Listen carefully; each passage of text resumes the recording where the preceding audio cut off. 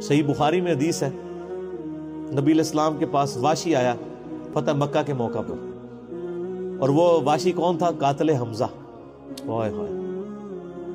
حمزہ نبی علیہ السلام کے صرف چچا نہیں تھے بلکہ بھائی بھی تھے، دو شریک اور ہم عمر بھی تھے، دوست بھی تھے۔ واشی کو حضرت بلال نے سفارش کروائی کہ یا رسول اللہ میرے کہنے پہ معاف کر دیے جائے۔ واشی پیش ہوا، فرمایا واشی یا رسول اللہ قاتل حمزہ یا رسول اللہ تیرا ایمان قبول ہے، لیکن کیا تو ایسا کر سکتا ہے کہ اپنی شکل مجھے نہیں دکھا؟ یہ وہ شخص ہے جو حریص علیکم بالمؤمنین رؤوف الرحیم ہے، لیکن چچا کے معاملے میں، اور وہ چچا ایسا نہیں جو صرف چچا ہی تھا، وہ دین کا مجاہد تھا، دین کے لیے کنٹریبیوشن تھی۔ اور میں آپ کو علا وجہ بصیرت کہتا ہوں کہ حضور کی وفات کے وقت اگر حضرت حمزہ زندہ ہوتے، خلیفہ اول حضرت ابوبکر نے نہیں ہونا تھا، حضرت حمزہ نہیں ہونا تھا۔ اس کا لاجیکل ثبوت یہ ہے کہ غزوہ بدر میں مسلمانوں کا لیڈر کون تھا؟ آرمی کا حضرت حمزہ۔ نبی علیہ السلام تو خیمے میں تھے نا، مسلمانوں کو لیڈ کون کر رہا تھا؟ حضرت حمزہ۔ غزوہ احد میں کون لیڈ کر رہا تھا؟ حضرت حمزہ۔ اسی لیے آپ نے پھر غزوہ احد کے شہداء پہ جا کے جنازہ پڑھا تھا نا، کہ ان کی وجہ سے بعد والے لوگ بینیفیشری ہوں گے۔ تو یہ لوگ تو بینیفیشری نہیں ہوئے، ان کو تو سب کچھ آخرت میں ملا ہے۔ یہ نہ ہو کہ اب تم آپس میں، بخاری مسلم میں یہ بھی حدیث ہے، میرے بعد کافر نہ ہو جانا کہ ایک دوسرے کی گردنیں کاٹنا شروع ہو جاؤ۔ اور وہی ہوا پھر بعد میں۔ تو نبی علیہ السلام نے قاتل حمزہ کو معاف کیا، اور فرمایا پوری زندگی پھر واشی سامنے نہیں آیا حضور کے، حالانکہ آپ کو تو اللہ نے گارنٹی دی ہے حریص علیکم بالمؤمنین رؤوف الرحیم۔ نبی علیہ السلام مومنین پر رؤوف بھی ہیں، رحیم بھی ہیں۔ اب میں تھوڑی سی انجینئرنگ کرتا ہوں کہ انسان کو اپنے چچا سے زیادہ محبت ہوتی ہے یا اپنی اولاد سے؟ مطلب اس پہ تو کوئی دوسری رائے نہیں ہے۔ جن جن کے بچے ہیں، میرے بھی اپنے بچے ہیں، آپ میں سے بھی اکثر لوگ شادی شدہ بیٹھے ہیں، آپ خود انالیسس کر لیں، بلکہ اولاد تو بعض کا انسان کو ماں باپ سے آگے ہو جاتی ہے۔ تو جن لوگوں نے حضرت حمزہ کے ساتھ ظلم کیا اور ان کو قتل کیا، ان کا ایمان قبول نہیں کیا گیا۔ تو جن لوگوں نے حضرت حسین ابن علی کے ساتھ ظلم کیا، یا حضرت علی ابن ابی طالب کو تکلیفیں دی ہیں جو حضور کے بچوں کی جگہ تھے، ان کے بارے میں آپ ایکسپیکٹ کر سکتے ہیں کہ نبی علیہ السلام کے دل میں ان کے بارے میں کوئی محبت کے جذبات ہو؟ Not at all.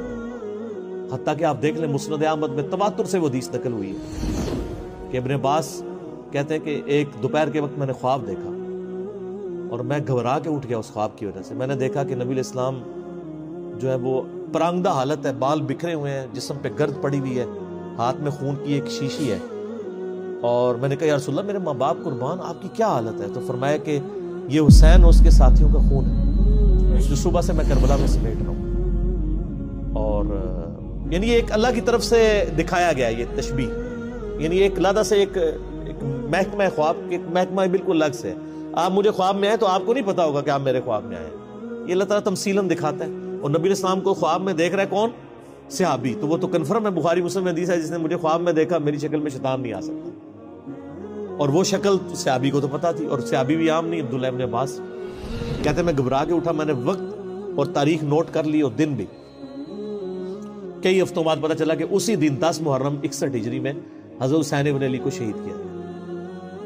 تو حسین ابن علی کی وفات کے اوپر یہ ابن عباس کو خواب میں آنا حضور صلی اللہ علیہ وسلم نے انڈیکیٹر دے دیا نا۔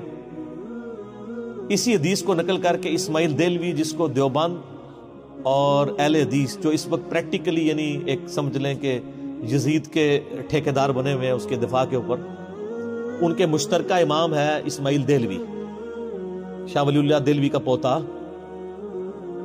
اس نے جو کتاب لکھی ہے نا تقویت الایمان، جس میں گستاخیاں بھی ہیں، وہ اس کتاب کے اندر ہم نے اس کا جے پی جی بھی لگایا تھا، اس میں اس نے لکھا ہے کہ اس حدیث سے پتہ چلا کہ نبی علیہ السلام وفات کے بعد بھی اللہ کی جنتوں میں حسین کے قتل کی وجہ سے غم زدہ ہیں۔ اور اس نے بھی لکھا یزید پلید لفظ لکھا، وہ اس پوری کتاب میں جہاں جہاں لفظ استعمال کرتے ہیں یزید پلید استعمال کرتے ہیں، تو بعد میں سعودی ایران ٹسل شروع ہوئی تو یہ یزید کی وکالت کرنی شروع کر دی. اہل حدیث تو خیر اس وقت ناصبیت اور یزیدیت کا جھنڈا اٹھائے ہوئے ہیں. دیوبند میں کم لوگ ہیں ایز کمپیئر ٹو اہل حدیث, اور بریلویوں میں تو بہت ہی کم ہے. تو یہ میں آپ کو صرف ایک کمپیریزن بتا رہا ہوں کہ انسان کو اپنی اولاد سے جو محبت ہوتی ہے وہ تو آپ سوچ نہیں سکتے. ترمذی میں اور مسند احمد میں حدیث ہے, نبی علیہ السلام نے حضرت حسین کو اٹھایا ہوا ہے اور آپ فرماتے ہیں اللہ یہ میرے بیٹوں میں سے ایک بیٹا ہے, اے اللہ اس سے محبت کر جو اس سے محبت کرے, اس سے دشمنی رکھتے اس سے دشمنی رکھتے. ہم یہ پوچھتے ہیں کہ حسین سے دشمنی کس نے رکھی ہوئی ہے, ذرا پوائنٹ آؤٹ کریں نا. کیا یہ تھریٹیکل بات ہے؟ تھی نا دشمنی, آج تک ہے, اس زمانے میں بھی تھی. تو وہ ان لوگوں کو پھر ان کے ساتھ کیا معاملات ہوں گے. باقی واقعہ کربلا والا ریسرچ پیپر 5B پڑھ لیں تو آپ کو معاملات کلیئر ہو جائیں گے. تو یہ غل کے اوپر میں نے بات کی, اور اس کے اوپر بعض لوگوں جو ہیں وہ اس حدیث کے اندر تحریف بھی بعض لوگوں نے کی ہے, بعض لوگوں نے جان بوجھ کے کی ہے, بعض لوگوں نے انجانے کے اندر کیا ہے. یہ روایت المستدرک الحاکم میں بھی موجود ہے اور صحیح سند کے ساتھ, اور المصنف ابن ابی شیبہ کے اندر بھی موجود ہے کہ مولا علی علیہ السلام جو ہیں وہ ان کے پاس حضرت طلحہ کا بیٹا آیا, عثمان ابن طلحہ.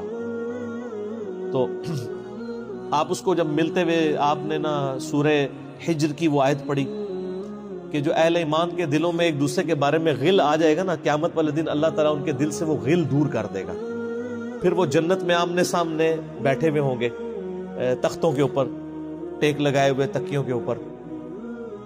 تو انہوں نے کہا کہ میں اللہ سے امید کرتا ہوں کہ یہ آیت میرے, طلحہ اور زبیر اور عثمان ابن عفان, ان 3 بندے اور چوتھا میں, یہ آیت ہمارے بارے میں ہے کہ اللہ تعالیٰ ہمارے دلوں میں جو ایک دوسرے کے لیے میل آ گیا قیامت والے دن وہ دور کر دے گا اور ہم ایک دوسرے سے راضی ہو جائیں گے. ظاہر ہے مطلب وہ تکلیفیں تو پہنچی تھی نا حضرت علی کو, مطلب کئی لوگوں سے تکلیف پہنچی. بل آپ نے ان کو ایک کلین چٹ دے دی کہ میں اللہ سے امید کرتا ہوں کہ ان لوگوں کے بارے میں یہ آیات ہے کہ اللہ تعالیٰ ہمارے دلوں میں ایک دوسرے کی نفرت ختم کر دے گا, جو اگر دنیاوی وجہ سے, دنیاوی طور پر کسی دینی وجہ سے آئی ہے.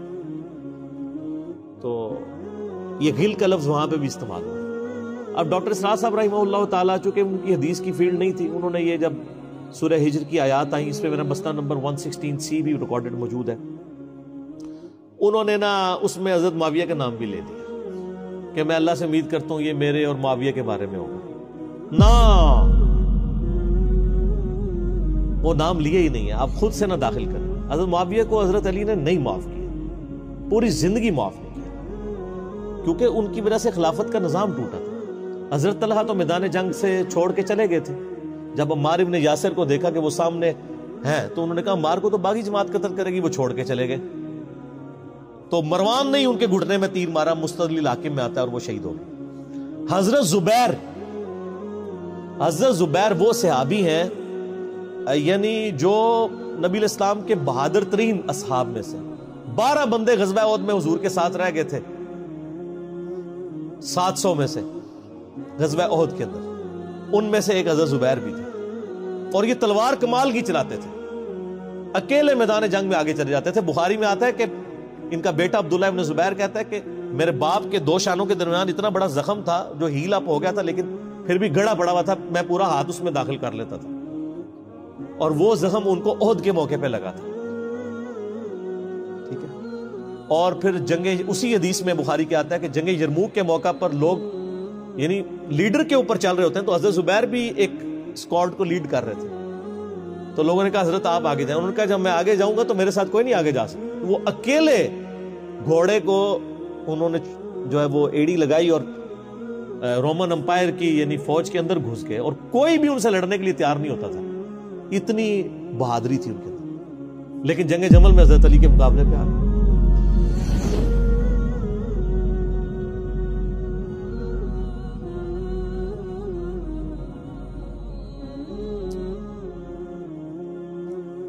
اس تکلیف کا کوئی اندازہ نہیں کر سکتا. حضرت حسن ابن علی نے بتایا مولا علی سے کہ بھئی حضرت زبیر آئے ہیں, تو حضرت علی نے کہا کہ رکو میں خود جاتا ہوں. گئے, کہا زبیر یاد ہے وہ دن جب نبی تم مجھ سے بڑا پیار کر رہے تھے، پھوپھی ذات تھے نا، نبی علیہ السلام کی پھوپھی کے بیٹے ہیں حضرت زبیر بن عوام رضی اللہ تعالیٰ. تو حضور نے تم سے ایک بات کہی تھی کہ تم علی سے اتنی محبت کرتے ہو، ایک دن آئے گا کہ تم تلوار لے کے علی کے خلاف کھڑے ہو جاؤ گے. تو تم نے کیا کہا تھا کہ یا رسول اللہ میں علی کے خلاف کھڑا ہوں گا؟ اور میں ہاں، تم اس وقت ظالم ہو گئے. تو حضرت زبیر جو ہے وہ ان پہ غشی طاری ہو گئی گھوڑے کو، یعنی وہ حضرت علی کا پھر سامنا نہیں کر سکے، میدان جنگ سے واپس چلے گئے. تو بعد میں حضرت علی کے فوجیوں میں سے ایک بندے نے جا کے پیچھے ان کو دھوکے سے قتل کر کے تھا. تو حضرت علی نے کہا کہ زبیر کے قاتل کو میں دوزخ کی بشارت دیتا ہوں، کیونکہ زبیر جنتی تھا. تو وہ شخص پھر حضرت علی سے ناراض ہو گیا کہ میں نے تجھے حکم دیا تھا، جب میں نے ان کو جانے دیا تو نے یہ کام کیوں کیا؟ تو وہ پھر خارجی ہو گیا.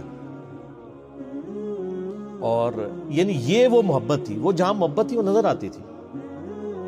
ظاہر ہے کہ ایک بندے کی ایک غلطی سے اس کی پوری زندگی زیرو سے ملٹیپلائی نہیں ہو جاتی ہے. جس نے اتنا کچھ دین کے لیے کنٹریبیوٹ کیا کبھی نہیں ہو سکتا ایسا. حضرت علی کو بھی اس بات کا پتہ تھا. بہرحال یعنی اللہ تعالیٰ ان سے راضی ہو، اسی لیے نبی علیہ السلام کی اس حدیث یعنی وہ حضرت علی کے اس قول کو حضرت علی فٹ کیا کرتے تھے حضرت زبیر، طلحہ اور حضرت عثمان ابن عفان پہ رضی اللہ تعالیٰ. باقی آپ میرا کربلا والا ریسرچ پیپر پڑھیں تو آپ کو پتہ چلے گا کہ کتنی یعنی مشکل وقت حضرت علی نے اپنی خلافت میں دیکھا ہے اس حوالے سے. یعنی مصنف ابن ابی شیبہ میں آپ کے مخالفین کی لاشیں بھی ہیں، ان پہ بھی حضرت علی گریا کر رہے ہیں، ایک ایک کی لاش اٹھا کے اس کو صاف کر رہے ہیں. حضرت طلحہ کا بیٹا تھا محمد بن طلحہ، اس کی لاش دیکھی تو رو پڑے، حالانکہ وہ مخالفت میں لڑنے آیا ہوا تھا. پھر حضرت حسن سے کہا کاش میں جنگ جمل سے 20 سال پہلے ہی مر گیا ہوتا، میں یہ دن نہ دیکھتا. ایک ایسا شخص جس نے 8 سال کی عمر میں اسلام قبول کیا، جس نے اسلام کو زیرو سے 3 براعظموں میں پھیلتے ہوئے دیکھا، اور اب اس کو بڑھاپے میں یہ دن دیکھنے پڑ رہے ہیں کہ اس کے سامنے اسلام کا شرازہ بکھر رہا ہے، کہ مسلمان مسلمانوں سے لڑ رہے ہیں. ایک ایک جنگ میں 8-8 10 ہزار لوگ، جن میں مرنے والے صحابہ ہیں حضور کی تربیت یافتہ، جو ایک آواز کے اوپر حضور کی لبیک کہنے والے تھے، شیر و شکر تھے آپس میں.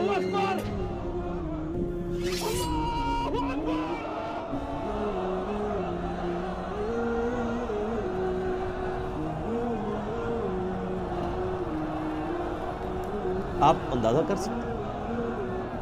اسی لیے حضرت علی جو ہیں وہ یعنی کوفے میں شہر سے باہر آپ کو پتہ ہے کنویں ہوا کرتے تھے، اکیلے جا کے کنویں پہ بیٹھ کے رویا کرتے تھے کہ اللہ اس امت کے ساتھ کیا ہو گیا.